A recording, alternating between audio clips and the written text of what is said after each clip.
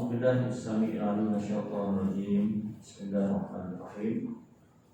السلام عليكم ورحمة الله تعالى وبركاته.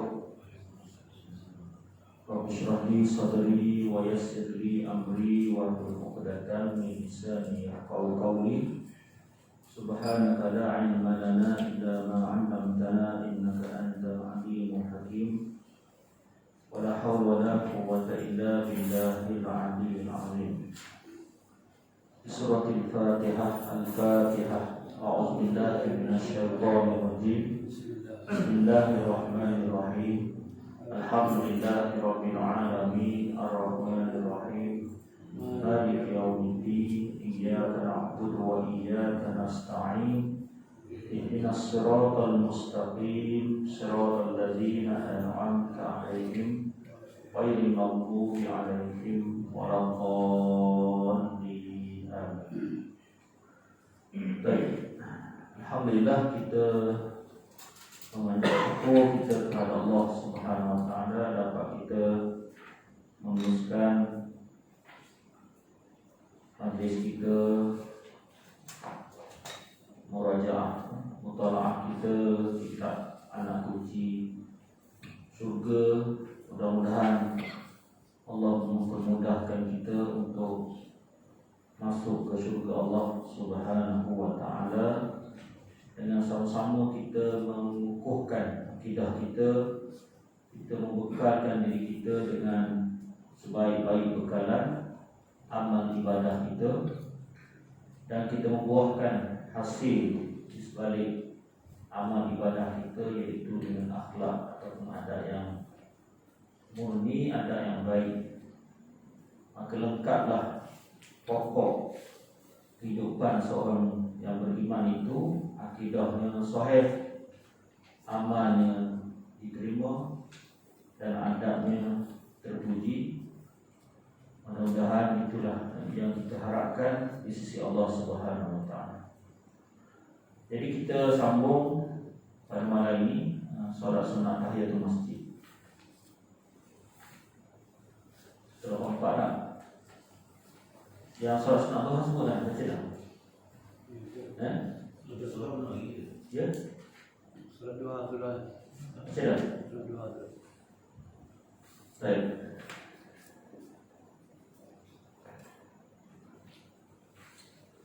Okey, kita ulang sikit tentang solat sunat duha tu. 182. Solat sunat duha. Solat sunat duha dilakukan sekurang-kurangnya ataupun sebanyak 2 rakaat. Yang lebih afdal sebanyak 8 rakaat. Bila saya buka dalam kitab Safinatun Najah, ada juga riwayat yang mengatakan sebanyak-banyak solat sunat duha 12 rakaat. Jadi boleh sama ada 12 ke 8 ke. Yang penting lebih dari 2 lah. Cuma tak terbuat takutnya sampai 12 rakaat. Jadi maknanya yang nak beritahu kepada kita paling sedikit 2 rakaat. Berdasarkan hadis Nabi sallallahu alaihi wasallam daripada Abu Hurairah radhiyallahu anhu, awsani khalili sallallahu alaihi wasallam bisalasin siyamin salasati ayyamin min kulli syahrin wa raka'at ad-duha wa an utira qabla an anam. Telah berwasiat kepadaku kekasihku iaitu Nabi sallallahu alaihi wasallam 3 perkara. Puasa 3 hari pada setiap bulan, solat sunat duha 2 rakaat, dan sembahyang witir sebelum tidur. Jadi apa yang dipesan oleh Nabi Muhammad kepada Abu Hurairah menjadi pesanan yang sama kepada kita. Mudah-mudahan kita memasang niat lah. Tak pasang niat pun ibaratnya kita menjadikan rutin amalan kita ni. Paling kurang adalah puasa dalam sebulan tu. Tak? Paling kurang adalah puasa dalam sebulan tu. Jangan langsung tak ada puasa. Jumpa puasa bila? Ramadan. Kan? At least ni kalau dalam sebulan tu ada puasa Isnin Khamis, kalau tak ada Isnin Khamis. Pada Khamis Senin, tak boleh juga Senin Khamis. Atau 2 hari, 3 hari tu, tengah bulan tu, 12, 13, 14, 15 kan? Yang dipanggil Ayyamul Bid. Kalau tak boleh juga, tak ada apa lah kan? Maknanya paling kurang dalam sebulan tu adalah puasa. Dalam sebulan tu ada puasa. Ada kajian daripada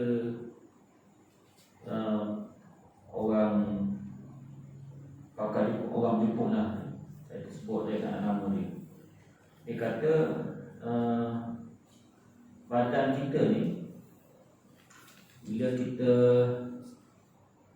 berpuasa, sel-sel dalam badan kita ni dia mati.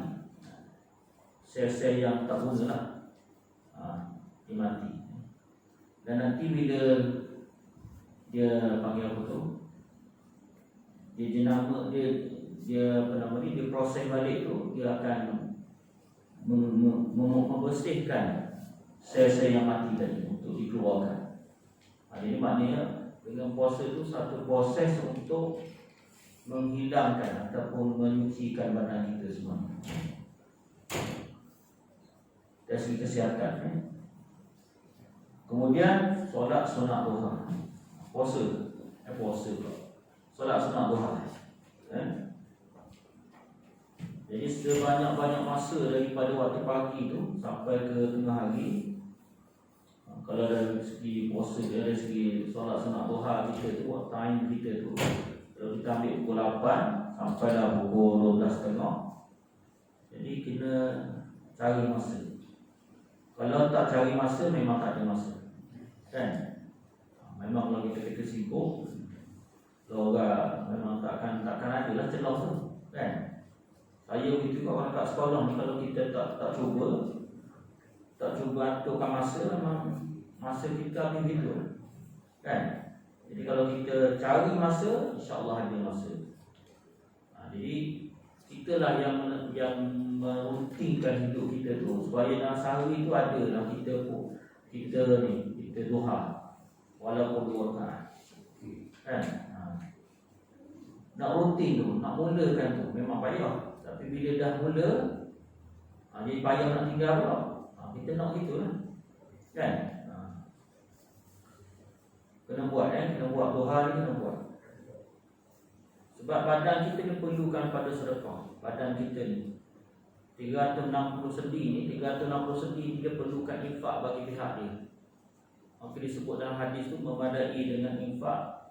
Kamu infakkan sedekah sendi badan kamu tu dengan kamu solat sunat duha 2 rakaat. Sebagai terima kasih kita pada Allah yang menggerakkan sendi-sendi kita. Kalau kita jadi jam sendi-sendi kita ni jadi macam soleh, lah kejung, lah nak lipat tak boleh, kan? Kalau tengok orang kena stroke pun kita kesian dah. Itu ibarat. Sebab setiap kali kita bangun ni, kita boleh gerak, lipat kaki, lipat tangan, lipat leher, pusing leher, kiri kanan. Ada orang cuba tengok kepala dia teleng gitu. Sebab dia suruh rosok dah. Jalan kita jalan teleng. Boleh lawa. Tapi Tuhan buat yang pandai, boleh pusing kiri kanan. Kita kalau silap ada gaya, kita salah pusing, nak betul ayah, kan? Tuhan dibuat lawa. Jadi solid itu sebagai tanda syukur kita. Sendi kita ni yang Tuhan bagi 360 sendi. Banyak tak banyaknya, tak terkira kita sendi. Sendi ni kat tangan kita berapa sendi lah ni? Tak? Sendi lipatan ni 3 ruah ni. Sendi-sendi lipatan, ya. Okey, yang kedua, yang ketiga, wa an utira qabla an anam. Semayang witir sebelum tidur. Semayang witir pun kena ada dalam harian kita. Jadi taklah orang kata kita ni solat fardu saja. Solat fardu yang waktu tu, kalau kita tak tambah dengan semayang sunat ni, ibaratnya waktu yang adanya, waktu saja bekalan kita, kan? InsyaAllah kita sambung pada malam ini solat sunat tahiyatul masjid. Baik, solat sunat tahiyatul masjid. Tahiyatul masjid, tahiyatun maksudnya penghormatan pada masjid. Tahiyah itu maksudnya penghormatan pada masjid. Solat sunat tahiyatul masjid dilakukan bagi mereka yang masuk ke dalam masjid dan didirikan sebanyak 2 rakaat dengan 1 salam. Jadi kalau surau ni macam mana? Boleh tidak kita buat tahiyatul masjid? Boleh tidak? Boleh. Ni surau kita boleh tidak? Boleh. Walaupun namanya masjid, tetapi iktibarnya juga walaupun kita berada di musalla, tapi iktibarnya ialah masjid. Cuma membezakan masjid dengan musalla ni, masjid ni biasanya didirikan solat Jumaat. Dia nak melayakkan kita tahiyatul masjid ni, dia ada 2 syarat. Pertama,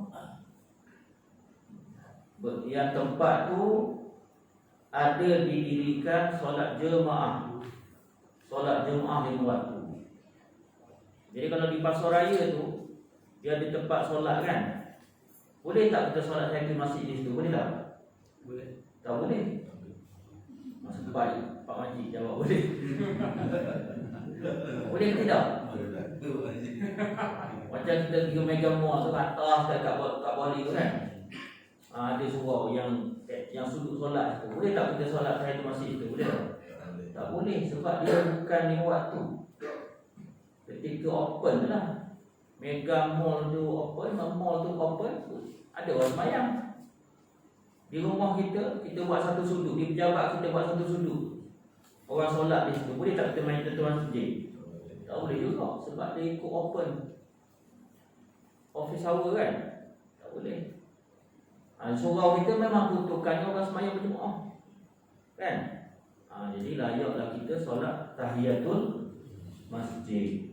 Kemudian yang keduanya ada pengurusan. Tempat tu ada pengurusannya.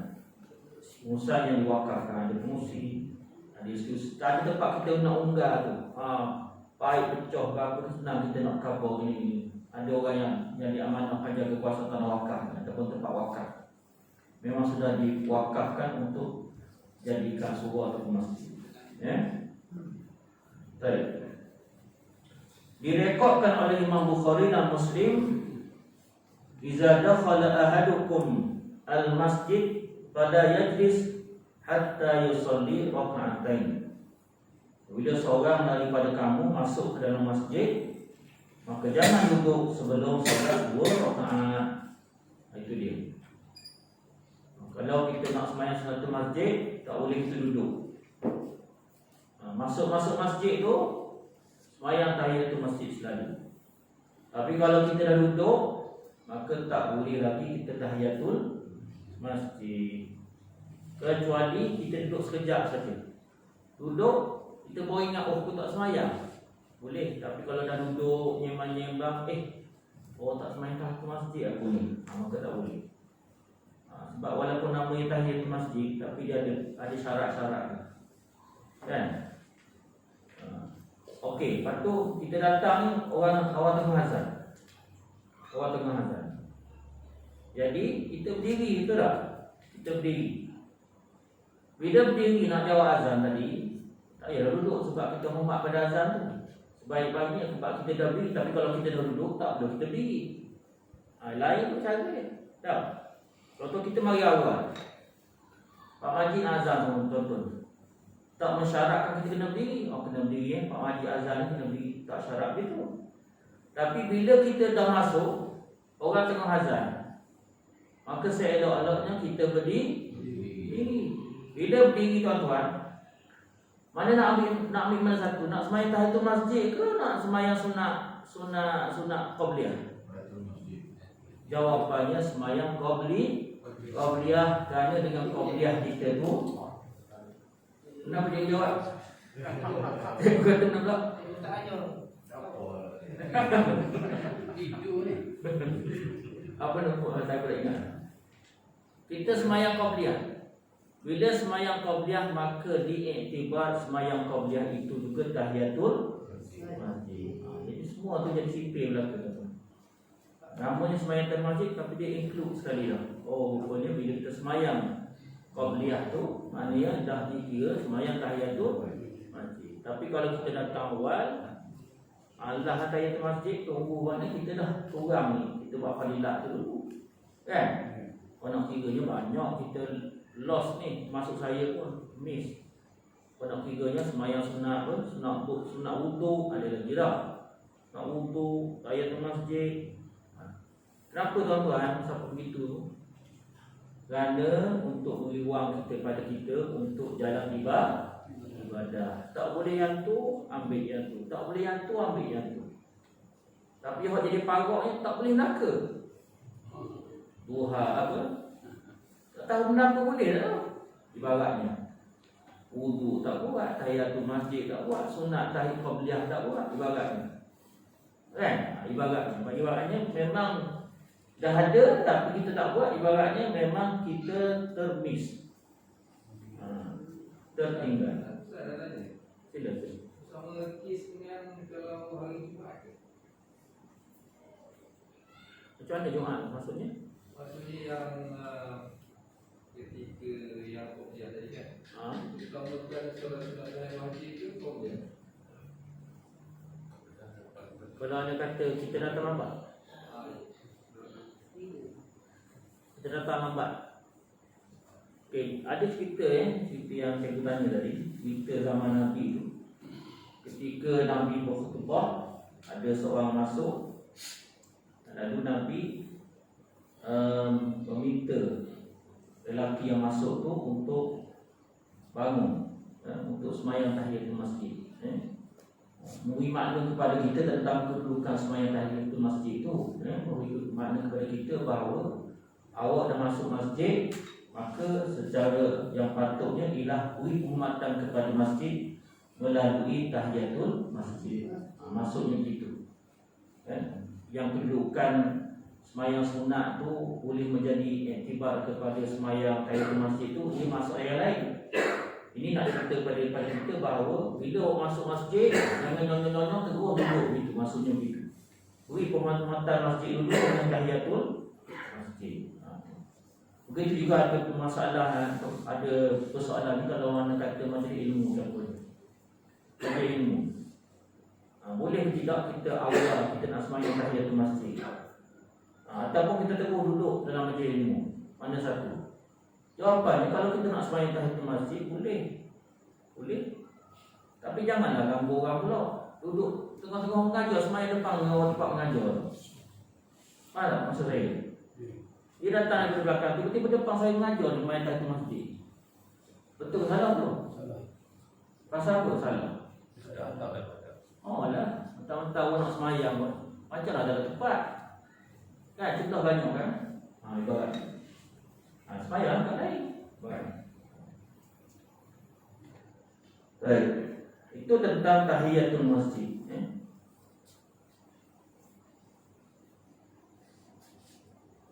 Okey. Kalau ada soalan berkaitan tahiyatul masjid, ada? Ada satu lagi saya. Boleh.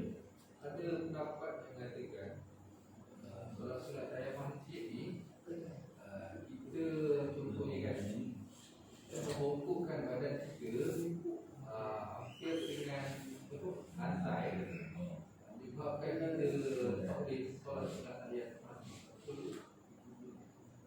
Membongkokkan. Contohnya kita mengumpulkan badan kita, kita letakkan sesuatu benda lah sebelah lantai ke.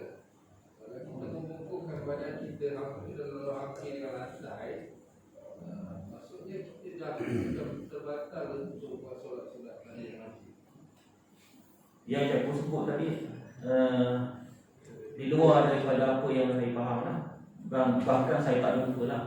Syarat seperti itu pun. Apa yang saya baca bila saya study berkaitan dengan tahiyatul masjid ni, yang membatalkan tahiyatul masjid bila mana seseorang itu masuk ke masjid, bila dah duduk dengan tempoh yang lama, maka tak layak baginya untuk tahiyatul masjid. Begitu juga yang kedua, andai kata dia masuk ke masjid bukan nak sembahyang, nak beribadat, tapi dia sembahyang, dia masuk masjid atau ke surau, dia nak cari sesuatu, maka tak layak untuk tahiyatul masjid. Kan? Dia contohnya datang sekejap dia, maka tak jadi keperluan kepada dia untuk tahiyatul masjid. Nah, dia sejadah tertinggal contohnya, takkan kena semayang tahiyatul masjid juga. Kan? Ataupun nak ambil sesuatu ke, nak masuk sekejap ke, itu dia. Tapi yang saya sebut tadi, Allah, saya tak ada untuk pula. Kalau dia dah jatuh sampai itu kalau bab kita terlebih lain ni pun. Maksudnya kalau kita contohnya kita dah panggil apa tu, kita tahiyat awal contohnya. Tahiyat awal kan. Tahiyat awal kita dah separuh contohnya. Separuh. Tak perlu kita duduk. Sebab bila kita duduk tu membatalkan menambahkan rakaat kita. Jadi kalau kata kita dah separuh, lagilah teruskan. Tinggalkan tahiyatul masjid. Panggil apa tadi? Dudukan tahiyat awal kita tadi. Solat sunat yang dilakukan secara berjemaah. Jadi di sana ada sembahyang sunat yang dilakukan secara berjemaah. Terdapat sebahagian daripada solat sunat yang disunatkan untuk dilakukan secara berjemaah, seperti solat sunat tarawih. Tarawih. Rohai yaruhu. Tarawih ni rehat-rehat. Sebab tu tak boleh sembahyang sunat tarawih 4 rakaat bedal sekali, tak boleh. Dia kena 2 tarawih. Iaitu dilakukan sebanyak 20 rakaat 10 salam pada setiap malam di bulan Ramadan. Bulan Ramadan saja, jangan digaji-gaji pula bulan Syawal. Bulan Ramadan saja. Waktunya sama seperti waktu solat sunat witir, iaitu selepas solat Isya. Kan, buat tak witir lepas maghrib. Kan? Lepas Isya boleh, witir pun boleh. Kalau anda kata tak nak buat lagi tarawih lepas Isya, boleh. Kalau gaji tengah malam, buatlah, tapi takut tak gaji. Kan? Saya ni ustaz, saya biasa tarawih rumah pukul 12. Lebih. Takut tak tarawih tu. Kan? Tarawih ke lain. Tarawih ke padang sahur ke kira habis gitu lah. Kan? Jadi semangat kita dah Isyak tu, terus dengan tarawih sekali. Tapi bulan puasa ni satu bulan yang sangat-sangat hebat kan. Macam mana boleh menghimpunkan orang tu dengan solat sunat tarawih tu. Orang boleh meramai-ramaikan datang ke masjid ke surau tu lah. Jadi peliknya lepas Ramadan, jadi tubuh balik. Tubuh balik. Jadi barat khusus kita masa tu lah. Direkodkan oleh Imam Bukhari dan Muslim bahawa Rasulullah SAW keluar waktu malam di bulan Ramadan. Baginda solat dalam masjid dan para sahabat turut mengikut baginda pada malam-malam Ramadan. Semakin hari, bilangan para sahabat mengikuti baginda solat dalam masjid makin bertambah. Lalu pada malam keempat, baginda tak keluar. Dan pada keesokan paginya baginda bersabda, aku bimbang akan difardukan kepada kamu solat malam kerana kamu mungkin tidak mampu. Sampai gitu rupa Nabi. Jadi zaman Nabi ada tarawih, tapi taklah digerak-gerakkan masa tu. Zaman sekarang tuan-tuan, dalam keadaan kita yang lemah ni, kalau kita pun anggap Ramadan ni kita kata saya ni tak ogok, dia tak ogok. Jadi kenapa yang Ramadan ni hebatnya puasa saja betul tak? Jadi kalau Ramadan ni kita pakai puasa, lepas tu tarawih tak payahlah buat masing-masing lah. Dah, kenapa yang hebat Ramadan hilang lah. Kan? Tapi bila Ramadan ni siang hari puasa, malam tarawih. Jadi mau nampak dia punya aura Ramadan begitu berbeza dengan bulan-bulan yang lain. Zaman Nabi itu keadaannya, zaman Nabi lah. Jadi bila yang 20 rakaat ni, 20 rakaat ini timbul pada zaman Sayyidina Umar Al-Khattab. Jadi habis itu kita ikut Sayyidina Umar apa ustaz? Walaupun kita ikut Sayyidina Umar, tapi dia juga sunnah daripada Rasulullah sallallahu alaihi wasallam. Kan? Sebab Nabi kata alaikum bisunnati wa sunnatil khulafa'ir rasyidin al-mahdi. Atas kamu sunnah aku dan sunnah para sahabat aku, iaitu khulafa' ar-rasyidin, yang 4 orang tu. Sama dengan azan 2 kali Jumaat kan? Sedangkan zaman Nabi azan sekali saja. Zaman Sayyidina Uthman, oleh kerana orang Islam dah ramai, jadi kadang-kadang mereka ni tak terperasan masuk waktu, ataupun sibuk sangat kerja buat niaga sebagainya. Jadi menyebabkan takutnya orang Islam ni takut buat perkara yang haram. Sebab bila saja azan, maka haram semua kita berniaga, berurusan niaga sebagainya yang melibatkan lelaki lah. Perempuan tak apa, dia berniaga ikut dia lah, kan? Ni orang lelaki. Tapi sekarang ni masalah orang yang tak bicara sangat. Bila masuk azan kedua tu, masih lagi duduk kedai kopi makan. Sedangkan haram tu ni hukumnya haram lah. Tapi orang dibutuh je tu, masuk kita tak boleh dah semua berniaga, berurus niaga tu. Lepas azan kedua tak boleh dah tu, hukum ya. Tapi itu lah atas kepahaman orang. Orang tak faham, dia masuk juga. Tengok semua orang sibuk, orang azan tu sibuk masjid, dia sibuk masuk kedai kopi. Dia kata lapar, saya tu mana tak boleh kata, kalau makan, kalau semayang tak lapar dia tu, kan? Itu masalah. Oh, kalau puasa kita ni kedai makan banyak apa, kita pun keliru tengok. Orang ni pergilah masjid dulu, kan? Itulah orang kan namanya. Kat mana dah? Okey. Sesungguhnya para sahabat dan tabi'in semayang malam ketika Sayyidina Umar Al-Khattab menjadi khalifah pada bulan Ramadan sebanyak 20 rakaat. Ya, 20 rakaat.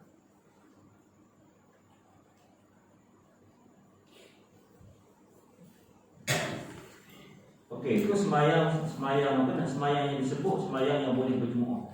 Tapi bukan semayang apa tu? Bukan semayang tarawih dia yang boleh berjemaah.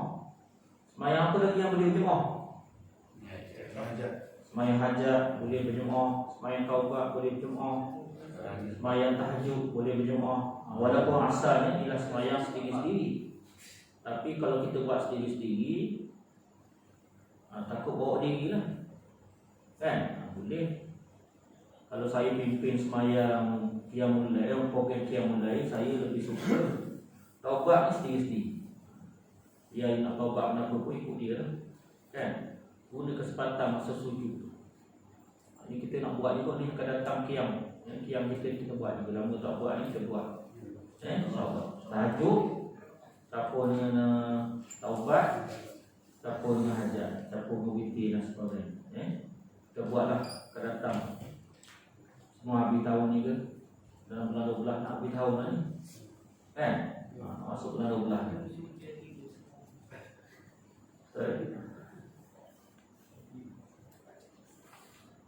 Okay. Dan ada semayang yang mereka pula buat berjemaah pula. Semayang rawatib tak boleh berjemaah. Semayang sunat hajat boleh tak berjemaah? Boleh. Kelebihan solat sunat yang dilakukan secara berjemaah. Ada lagi semayang yang berjemaah. Semayang istisqa, semayang sunat Aidil Fitri, Idul Adha, kan?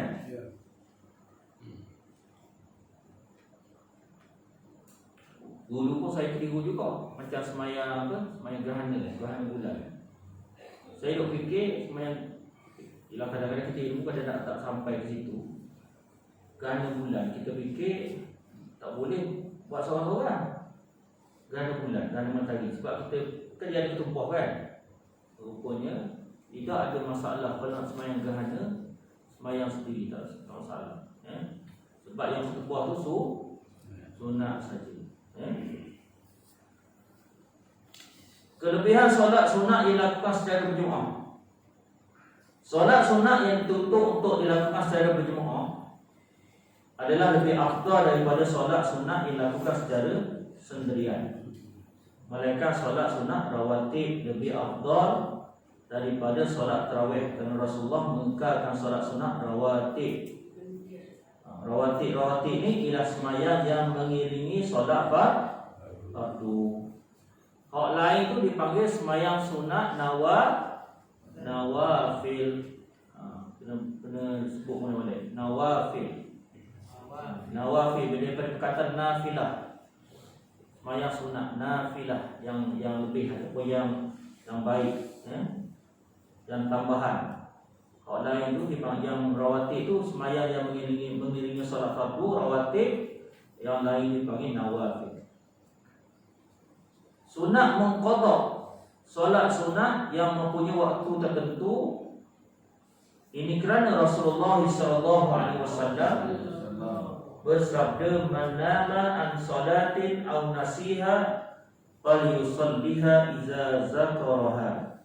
Siapa yang tertidur ataupun lupa untuk solat, maka hendaklah dia solat apabila dia ingat.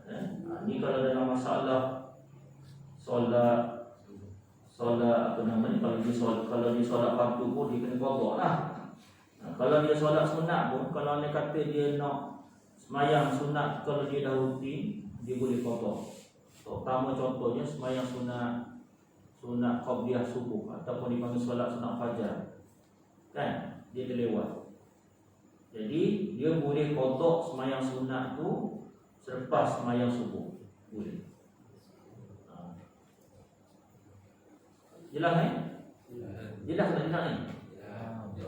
Tak jelas? Maknanya gini, dia terlewat, tapi dia biasanya sembahyang sunat fajar, sembahyang sunat qabliyah subuh lah, dia selalu buat. Tiba-tiba hari itu dia terlajak bangun, pukul 6.30 baru bangun. Jadi dia kena buat apa dulu? Adakah dia kena sembahyang sunat dulu ke sembahyang subuh dulu? Dia kena buat wajib dulu sembahyang subuh tu. Tapi oleh kerana dia rutin sembahyang sunat fajar, maka hukumnya boleh tidak kita sembahyang qadha sembahyang sunat fajar tu, boleh tidak? Boleh. Jawapannya boleh. Maksudnya dalam subuh lagi ke? Subuh lah. Dia boleh qadha waktu, sedangkan waktu selepas sembahyang subuh tu tak boleh dah tu. Tak boleh dah tu. Kan? Kakak masa subuh tu masih panjang, Ustaz. Subuh tu masih panjang lagi, dia boleh tukar pada qabliyah tadi, senang panjang tadi. Memang subuh tu panjang lagi. Tapi oleh kerana waktunya yang sudah lewat, dan waktu fajar ni, waktu sunat fajar ni ialah waktu yang di awal subuh. Waktu subuh. Oleh sebab itu, yang patut dia kejar ialah dia kena selesaikan yang wajib dulu, sembahyang fardu subuh tu. Maka yang dia qadha selepas tu ialah qadha pasal rutin dia tu, untuk mendapatkan fadilah. Itu je. Itu pun kalau dia rutin. Kalau dia tak rutin, ibaratnya nampak sangatlah rajin tak tempat, kan? Rajin tak tempat. Sedangkan yang wajib ialah kita kena aulakan yang wajib tu. Yang wajib tu. Dan kalau kita ikut kiraan kita tuan-tuan, qadha yang wajib, qadha sembahyang subuh kita zaman-zaman muda dulu pun tak habis lagi kita. Betul ke tidak ni? Sebab tu tuan-tuan kena genu elok-elok. Bila kita start sembahyang betul-betul, betul-betul pegang. Ada tak kita pernah tinggal sembahyang? Yang tu yang kita kena orang kata kena rohak sikit lah. Rohak ni maksud ibaratnya kena cari celah masa, kena qadha. Tapi qadha tu tak mestinya kita qadha waktu yang sama dengan kita tinggalkan solat. Faham tak? Faham tidak ni? Maknanya kalau kita tinggal subuh, tak mestinya kita qadha waktu subuh. Kita boleh qadha waktu zuhur, kita boleh qadha waktu isyak, kan? Tapi kena jaga juga maslahat, takut jadi fitnah. Kalau kita qadha waktu subuh, lepas sembahyang subuh, orang tengok semacam je, Kunut tak tu? kunut pula tu. Confirm dah orang kata ni qadha tu. Ini tak sembahyang ni masa muda dulu tuan fitnah pula. Jadi lebih baik kita pandai-pandailah cari masa kan, hak sesuai. Baik.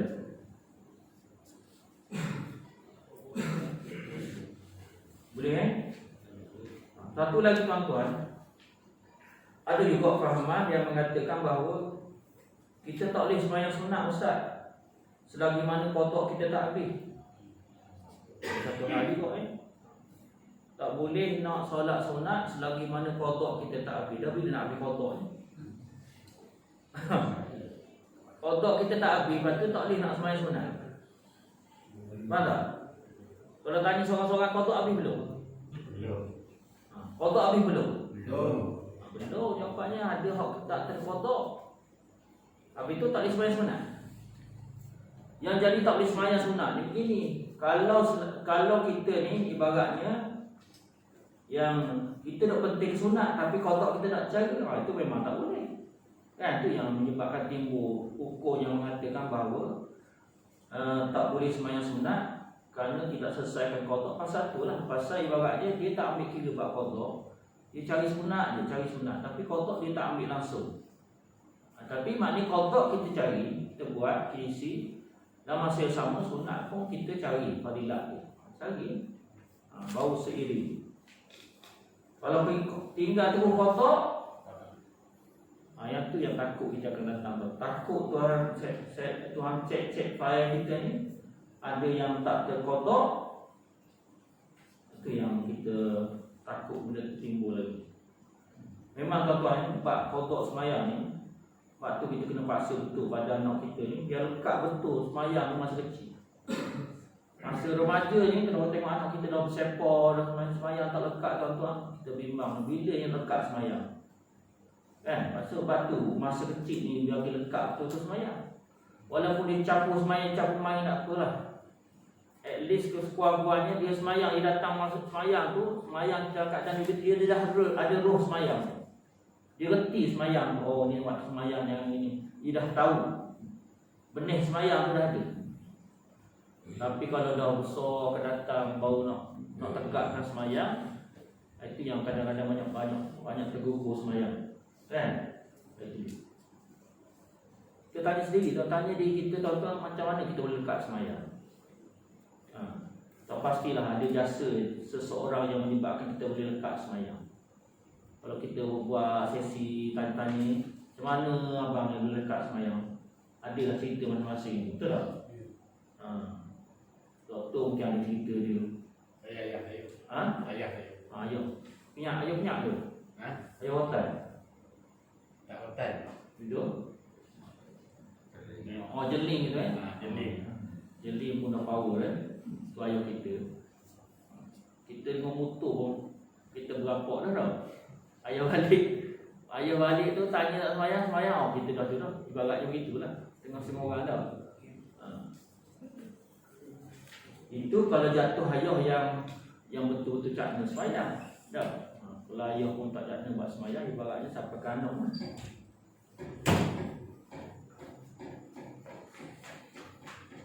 Semayang sunat mutlak.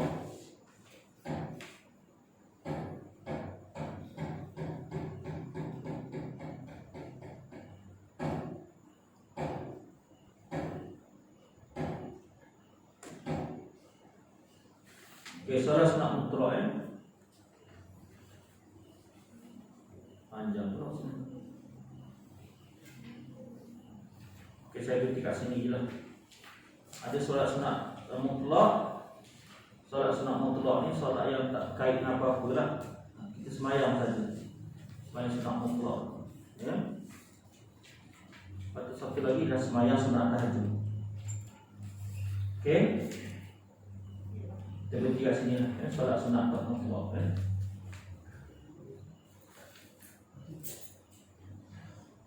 InsyaAllah kita sambung pada pertemuan yang akan datang. Solat sunat mutlak, solat sunat tahajud dan solat sunat berjemaah. Solat sunat berjemaah tu panjang huraiannya. Yang baik datang daripada Allah, kelemahan datang daripada saya sendiri. Aku qauli hadza astaghfirullahalazim li wa lakum. Wassalamualaikum warahmatullahi taala wabarakatuh.